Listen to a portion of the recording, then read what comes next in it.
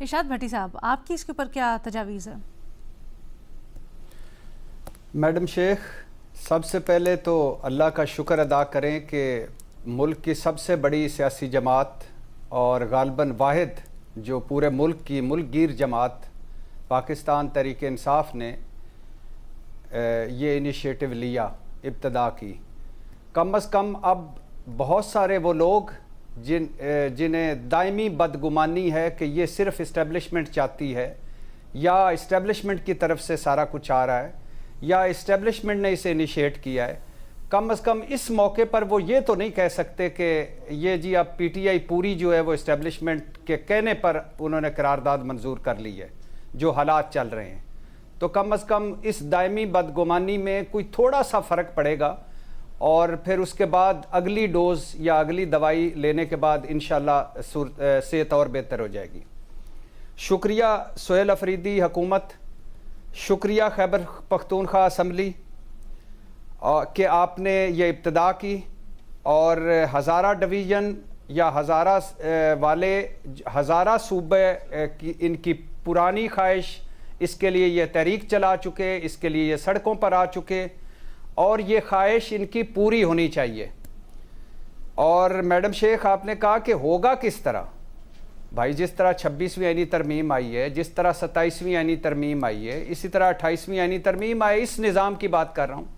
یہ جو فرسودہ ناکارہ بدبودار نظام ہے، اس میں تو ایسا ہی ہوگا کہ کوئی 28ویں آئینی ترمیم آئے اور اس میں جو بچا کھچا آئین ہے، اس میں جو لکھا ہوا طریقہ ہے، اگر اس پر کسی کی نظر نہیں پڑی، وہ بدلا نہیں گیا، پتہ نہیں اب کیا کچھ بدلا جا چکا ہے، تو اس آئین میں لکھے طریقے سے ہی نئے صوبے بننے چاہیے۔ ہاں، اگر کوئی نظام بدل جاتا ہے تو پھر اس نظام کے تحت نئے صوبے بننے چاہیے، لیکن بننے چاہیے کیوں؟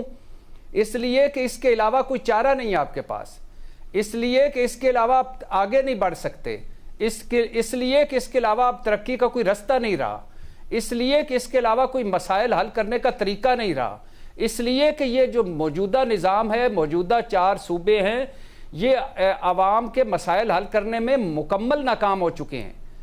آپ پشاور میں بیٹھ کر پورے صوبے کو نہیں چلا سکتے، آپ کوئٹہ میں بیٹھ کر پورے بلوچستان کو نہیں چلا سکتے، آپ کراچی میں بیٹھ کر پورے سندھ کو نہیں چلا سکتے، اور آپ لاہور میں بیٹھ کر پورے پنجاب کو نہیں چلا سکتے۔ لاہور کے علاوہ باقی کیپٹلز کا حال دیکھ لیں کیا حال ہے۔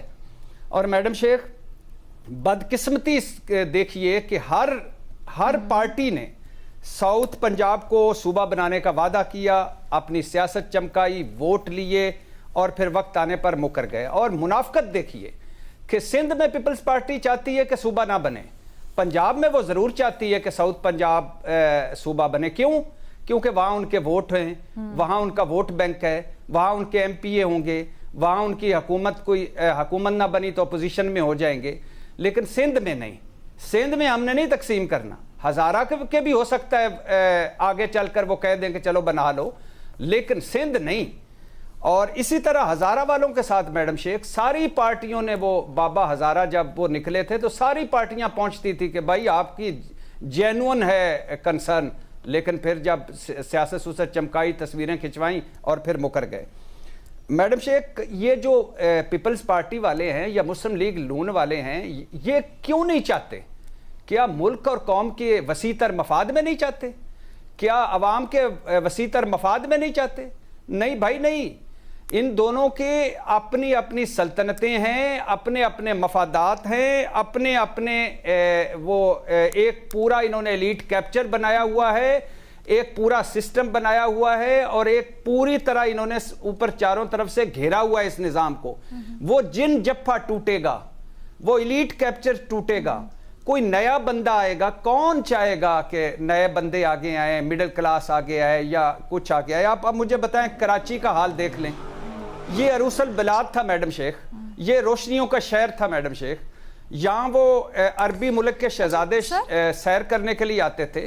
اور کل ایک جملہ میڈم شیخ، کل ابھی 3 سالہ ابراہیم جو گٹر میں گرا ہے، جو اکلوتی اولاد تھی والدین کی، اور آج جو مرتضی وہاب صاحب کی یا کل پریس کانفرنس اس پہ کر رہے تھے، آپ اندازہ کریں کہ کتنا بڑا ایک سانحہ ہو چکا ہے، اور اس کے بعد وہ کس طرح کی پریس کانفرنس کر رہے تھے۔ سوالات ہیں آپ سے سر، اگر تھوڑا وائنڈ اپ جلدی کر لیں تو وہ بھی ایڈریس ہو جائے سر۔ جی میں بس آخری چند جملے، تو 78 سالوں میں میڈم شیخ آپ بلدیاتی نظام اور صوبوں کو مکس کیوں کرتے ہیں؟